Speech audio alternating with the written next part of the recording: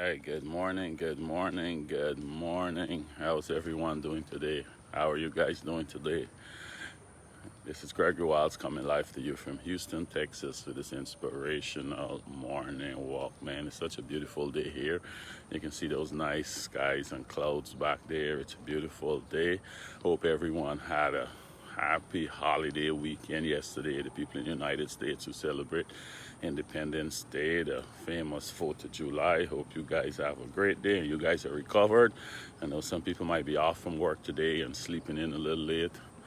I just hope you had a great time because I did. Mr. Osmond Smith, good morning, sir. Good morning. How are you doing today? How are you doing, man? Yeah, it's a beautiful day in Houston, Texas. Really beautiful. Get some good work in before it gets too hot and muggy and clammy. All right, yes, guys, for first-time listeners, I just get some exercise in the mornings and I share my thoughts with you guys, what I'm inspired to talk about that day. I will just share it with you guys. Man, yes, on YouTube, if you go on there, we have lots of stuff on there that can bless you, man. Lots of stuff on there, so you can go and check it out. I'll try and forward a link throughout the day, and you can check it out there, all the stuff I was doing for the last little over a year now, man. But yes, this morning I can get into it quickly this morning. And I just want to talk about what I'm inspired to talk about this morning is about taking on too much. Taking on too much. Because sometimes if we management position in our homes and everything, we kind of take on a lot when we can delegate some to some other people. We take on a lot and we burn ourselves out, we stress ourselves out. We don't have time to do the little things for ourselves because we just so busy doing a lot of things that we can easily delegate to other people, right? So that's what I want to talk about this morning. So someone need to hear this morning. We're taking on too much, right? So I'm going to use this story about Moses. When Moses' father-in-law, Jethro, came to visit him when he was taking the people to the promised land. We can discuss that story and we're going to see, we can use that to talk about this taking on too much, the advice he got from his father-in-law, right? So let's look at it here. Let's look at it in Exodus 18. I can read from 13 through 23. Exodus chapter 18, verses 13 through 23, I'm going to read from, right? So this is when Moses' father-in-law would bring his wife and his two sons. Remember, he had sent them back to his father-in-law, to her father, his wife's father, when he was taking the people to the promised land, because he had so much to do. I guess he just figured, they would be better off with back at home because he had so much to do, right? But let's see. So he came, bring the wife and the kids to see Moses. He met them and they all had a nice happy reunion. So this is the next day after he came, right? So let's start from here. Start from verse 13. Exodus 18, I can read from 13 through 23. So the next day Moses took his seat to hear the people's dispute against each other. They waited before him from morning till evening. When Moses' father-in-law saw all that Moses was doing for the people, he asked, "What are you really accomplishing here? Why are you trying to do this all alone while everyone stands around you from morning till night?" So set the scene here. So Moses settled these people disputes, right? So all day he's sitting on his taking his seat wherever he's taking his seat, and all these people in front of him coming with all the issues for him to for him to rule on. But, a lot of times those issues where they're coming with, two men get an argument over two chickens. Someone said this one took something from me. This one saying, this goat, this cattle come and graze on my land. I just imagine all these little disputes.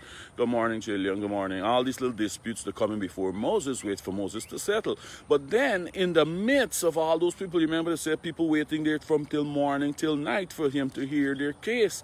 But in the midst of all of those little small issues, they have some people with some real big pressing issues that really needs Moses' attention. Only Moses can hear and Moses can rule on. But they probably got to wait days, weeks, maybe months, because there's so much of people before them, because Moses was the only one doing this ruling. And so people with real pressing issues can't really get the case heard because we got all these little petty stuff before him, a chicken here, a goat here, somebody step on my land, somebody didn't owe me something, you know, all these little issues. And people with real big issues, they can't get the hearing, they got to wait long, right? So let's go pick it up from there. So Moses, this is 15, Exodus 18, I gone on to 15 now. So Moses, and Moses' father-in-law saw all that Moses was doing for the people. He asked, what are you really accomplishing here? Why are you trying to do this all alone while everyone stands around you from morning till evening? Moses replied, because the people come to me to get a ruling from God.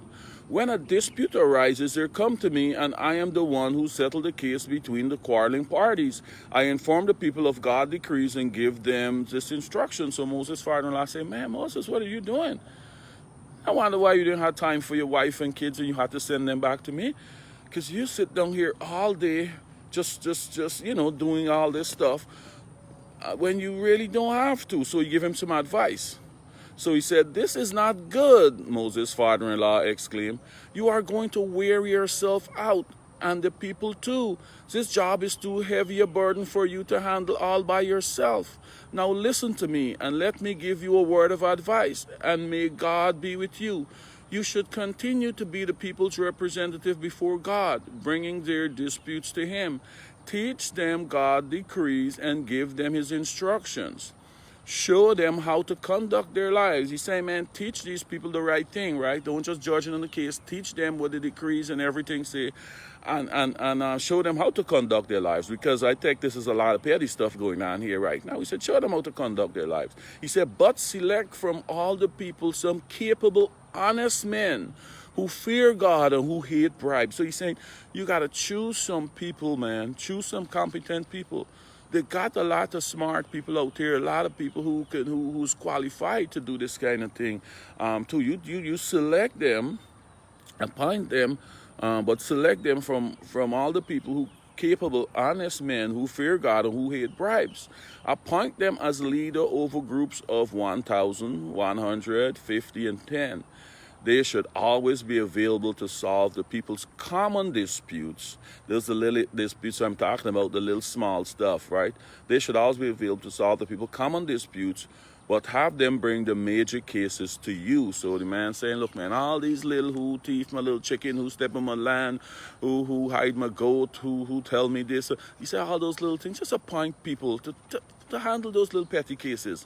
But the really big stuff, let them bring to you. Let them bring to you. But all the little petty stuff, somebody else can handle that and make a good ruling on it. You don't need to burden yourself down with all that. You're the leader, man. You need to keep your mind focused on leading this whole community. What's your next step?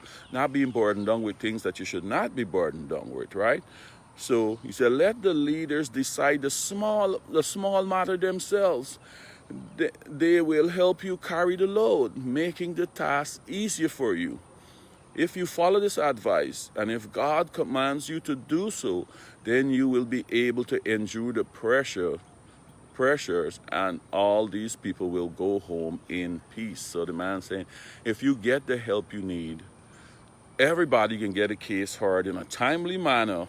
They'll be happy. You got less stress on you, and you'll be able to do a better job as a leader, right? So, because sometimes I work in the offices, and you got some bosses that they're trying to do everything themselves. They're coming in early and they're leaving late, and they're trying to do everything themselves. And they have competent people. They got assistants, they got supervisors, they got competent people that can help them do a lot of the stuff, right? So as a leader, you got to make sure you focus first on the things that only you can do.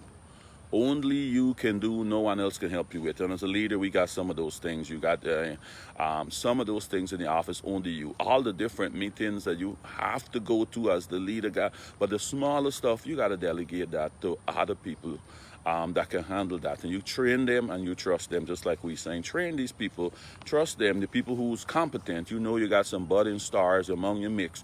You sift them out, you train them, and you give them some additional responsibility. Because sometimes you can't even go on vacation.